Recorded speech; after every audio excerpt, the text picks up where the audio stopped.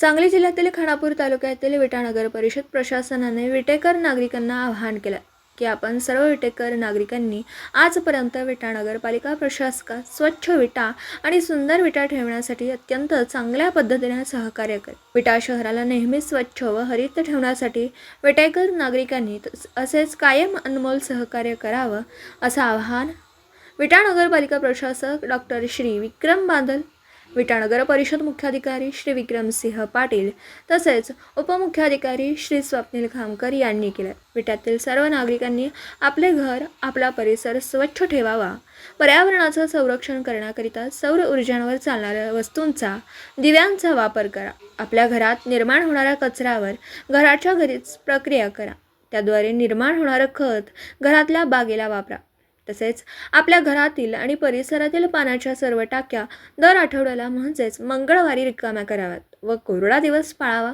Plastic पिशव्यांचा वापर करू नका, पर्यावरणाचं रक्षण करा, पावसाचे पाणी रेन वॉटर हार्वेस्टिंगद्वारे साठवून त्याचा वापर घरगुती वापरामध्ये करावा। विटा शहर हरित करण्यासाठी नागरिकांनी आपल्या परिसरामध्ये मोठ्या प्रमाणात झाडांची लागवड करावी।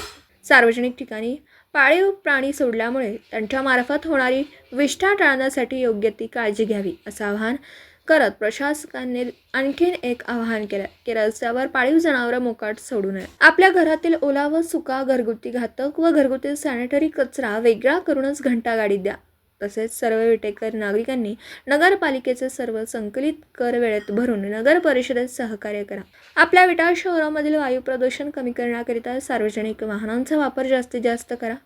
जुने व वापरण्यायोग्य कपडे, चप्पल तसेच इतर सामान हे कचऱ्यामध्ये न टाकता त्याचा पुनर्वापर होण्यासाठी गरजवंतांना द्या असं आवाहन विटा नगरपालिका प्रशासक व मुख्याधिकारी यांनी वरील दिलेल्या आवाहनांचे काटेकोरपणे आपण पालन करून नगर परिषदेत सहकार्य करावं असं आवाहन केलं। दिवसभरातील घडामोडींचा आढावा घेण्यासाठी पाहत रहा N24 मराठी न्यूज चॅनल।